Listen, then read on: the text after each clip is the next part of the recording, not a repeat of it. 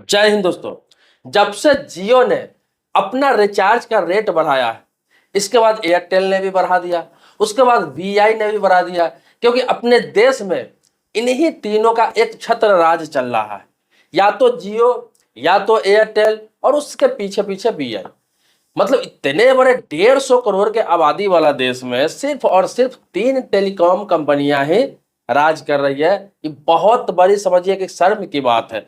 और यही वजह है कि लोगों के इन तीनों विकल्पों के अलावा कोई विकल्प ही नहीं है कि किसी और कंपनी में जाए। हालांकि गवर्नमेंट का कंपनी जिसका नाम बीएसएनएल भारत संचार निगम लिमिटेड है, और यह बहुत ही पुरानी कंपनी है, लेकिन उसका स्थिति आप लोगों का पता ही होगा कि अभी तक उसने 4G में एंट्री नहीं किया था, लेकिन अब बीएसएनएल ने भी 4G में एंट्री कर दिया है। अगस्त 2024 तक पूरे देश में बीएसएनएल का पूरा फुल्ली 4G नेटवर्क स्टार्ट हो जाएगा। हालांकि ये काफी दिनों से 4G पे काम चल रहा है, लेकिन अगस्त 2024 में पूरे देश में एक साथ सर्विस प्रोवाइड की जाएगी 4G का। तो हुआ क्या है कि लोग जियो से, एयरटेल से, वीआई से, सारे लोग, अधिकतर लोग अब बीएसएनएल में पोर्ट हो रहा है। जहां जहां बीएसएनएल का सर्विस है वहां वहां लोग उसमें पोर्ट कर रहे हैं, क्योंकि वहां रिचार्ज का जो रेट है इतनी सस्ती है। मैं आपको बता दूं कि आप एक महीने के लिए, मतलब 28 दिन के लिए मात्र 108 रुपए का रिचार्ज है, जिसमें 1 GB डेली डाटा मिलता है, कॉलिंग फ्री, और एसएमएस आपको पर डे 100 एसएमएस ये सभी में रहता है। इसी प्रकार से प्लान है। इसके अलावा आप 45 दिनों के लिए वहां प्लान लेते हैं तो 249, मतलब 250 रुपया से भी 1 रुपया कम, 249 रुपया में आपको 45 दिनों के लिए मिल जाएगा, जिसमें 1.5 GB डेली डाटा मिलता है। इसके अलावा बता दूं 485 रुपया में 82 दिनों के लिए आपको मिल जाता है, जो लगभग 3 महीना से थोड़ा कम होता है, और यहाँ आपको डेली 2 GB डाटा मिल जाता है। तो इसी प्लान को देखते हुए बहुत सारे यूजर जियो से, आपको बता दूं एयरटेल से बीएसएनएल में आ रहा है। हाँ, जिनको 5G नेटवर्क की जरूरत है, जिन्हें 5G नेटवर्क अच्छा लगता है, वो लोग अभी नहीं जा रहे हैं। लेकिन अभी तक का आंकड़ा बता दूं कि लगभग 10 से 15 लाख यूजर अपने देश में वो बीएसएनएल में जा चुके हैं, जो एयरटेल के यूजर थे, जियो के यूजर थे। अब आपको बता दूं कि बीएसएनएल ने कहा है कि 2025 तक पूरे देश में बीएसएनएल में भी 5G नेटवर्क लॉन्च कर दिया जाएगा। अब इसके लिए सबसे खुशी की बात क्या है, सबसे बड़ी बात क्या है बीएसएनएल के लिए खास तौर पर, कि टाटा ने उनसे हाथ मिलाया है। आपको बता दूं कि टाटा कंसल्टेंसी सर्विस, इसके अलावा तेजस नेटवर्क, इसके अलावा आईटीआई, इन तीनों ने बीएसएनएल से हाथ मिला लिया है और इसके नेटवर्कों पे काम कर रहा है। आपको बता दूं कि अभी तक 9000 नेटवर्क टावर लगाए जा चुके हैं 4G का, और इसके अलावा जितने भी टावर्स है जो इनएक्टिव थे बीएसएनएल का, लगभग 1,20,000 टावर पर काम चल रहा है, जिस पर टीसीएस, तेजस नेटवर्क और आईटीआई ये सारे मिलकर और बीएसएनएल भी मिलकर इस पर काम करेंगे और 5G नेटवर्क प्रोवाइड कराएंगे, सुपर स्पीड 5G।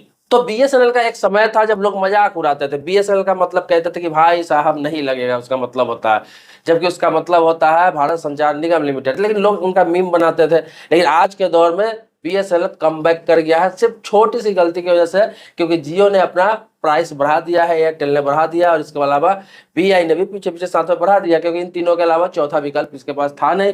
लेकिन लोगों ने अपना विकल्प ढूंढना स्टार्ट कर दिया है। अब एक खास बात आपको बताता हूं, इस बात को भी याद रखना चाहिए कि जियो ने ही आपको संचार क्रांति देश में लाया है। अपने देश में जियो अगर नहीं आता तो आप सोच सकते हैं कि 2016 से पहले की आप देख सकते हैं डाटा, कि आपको सिर्फ 2 GB डाटा लेने के लिए आपको 250-300 रुपया का रिचार्ज करना पड़ता था। इसके अलावा आपको बता दूं 10 GB डाटा लेने के लिए आपको 300-400 रुपया पे करने पड़ते थे, जो आपको 2 दिन से 3 दिन भी नहीं चलता था। जबकि कॉलिंग का तो छोड़ दीजिए, सिर्फ डाटा की बात कर रहा हूँ। ये सारे कंपनियों का था, चाहे उस समय आइडिया था, वोडा था, एयरटेल था, यही सब था। तो ये सब ऐसे करते थे, सिर्फ डाटा का 10 GB 5 GB डाटा का 300, 350, 400 रुपया लेते हैं। लेकिन जियो ने ये क्रांति लाया था कि पहले फ्री 4G नेटवर्क उसने प्रोवाइड कराया लोगों को, और बहुत ही उसके बाद बहुत ही सस्ते में दूसरे सालों से लोगों को 200-250 में डेली का 1 GB, 1.5 GB, 2 GB ऐसे उपलब्ध कराने लगा। तो ये क्रांति जो है, आपको बता दूं नेटवर्क क्रांति, संचार क्रांति, ये जियो के ही देन है। इसके अलावा आपको बता दूं, याद करना आप कि जियो के आने से पहले पूरे देश में रोमिंग लगता था। आप अपने स्टेट से दूसरे स्टेट में जाते थे तो आपको डबल रिचार्ज करना पड़ता था अलग से रोमिंग के लिए, अन्यथा आपका रोमिंग का प्लान लगता था, बहुत ज्यादा पैसे कटते थे रोमिंग के लिए अलग रिचार्ज करना पड़ता था। जैसे बिहार के है, बंगाल के है, यूपी के, आप दिल्ली, मुंबई, कोलकाता कहीं जा रहे हैं घूमने के लिए, और तो आपको क्या करना पड़ता था, रोमिंग नेटवर्क रिचार्ज अलग से कराना पड़ता था। तो ये बहुत महंगा पड़ता था। लेकिन जियो के आने के बाद से वन नेशन वन नेटवर्क इन्होंने कर दिया। क्या है कि कहीं का सिम कहीं भी यूज कर सकते हैं, कहीं ले जा सकते हैं, कहीं पोर्ट कर सकते हैं। ये सब आपको याद रखना पड़ेगा कि जियो के आने के बाद ही हुआ। इसके अलावा सोशल मीडिया में जो क्रांति आई है, लोग दिन दिन बैठ के स्क्रॉल करते रहते हैं, वीडियो देखते रहते हैं, ये सब जियो के आने के बाद ही हुआ है। हाँ, लोगों को इसलिए थोड़ा तकलीफ होता है और इसलिए लोग ये सोचते हैं कि अब देखिए सुविधा आपने किसी को प्रोवाइड करा दिया, सुविधाएं लोगों को मिल गई। अब उसमें क्या है कि थोड़ा भी पैसे रिचार्ज बढ़ते हैं, चाहे कुछ भी बढ़ते हैं, तो लोगों को ये लगता है कि हमारे साथ ज्यादती हो रही।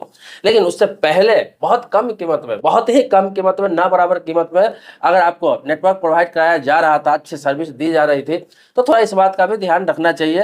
तो छोड़िए, ये तो रही जियो की क्रांति की बात।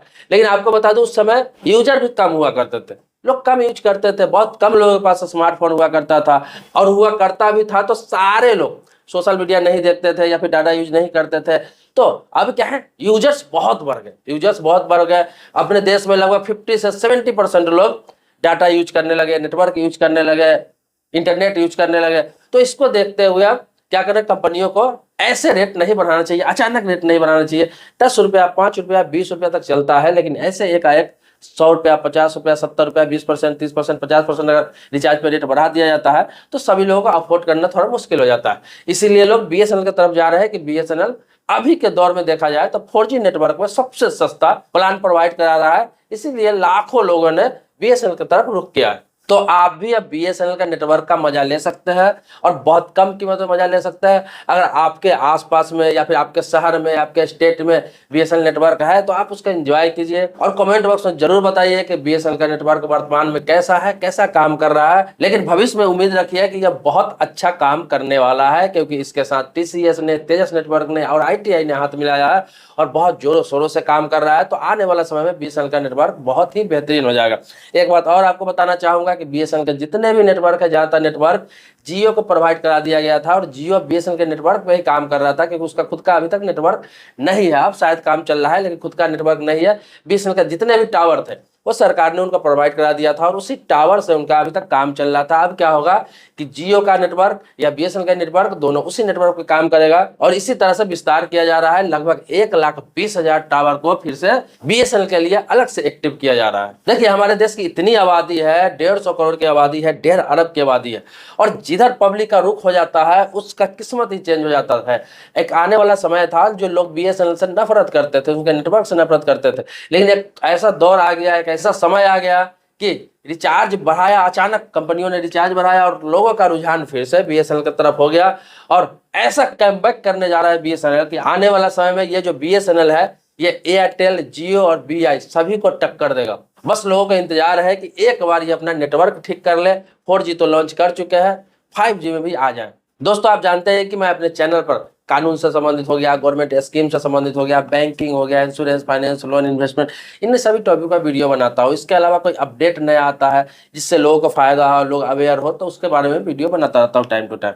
तो आप अगर सब्सक्राइबर अभी तक नहीं है तो चैनल को सब्सक्राइब कर लीजिए, लेकिन पुराने सब्सक्राइबर है तो इसके लिए कोटि कोटि धन्यवाद देता हूँ। आभारी हूँ आपका। मिलते हैं नेक्स्ट वीडियो में एक नए मुद्दे के साथ, तब तक के लिए शुक्रिया, धन्यवाद।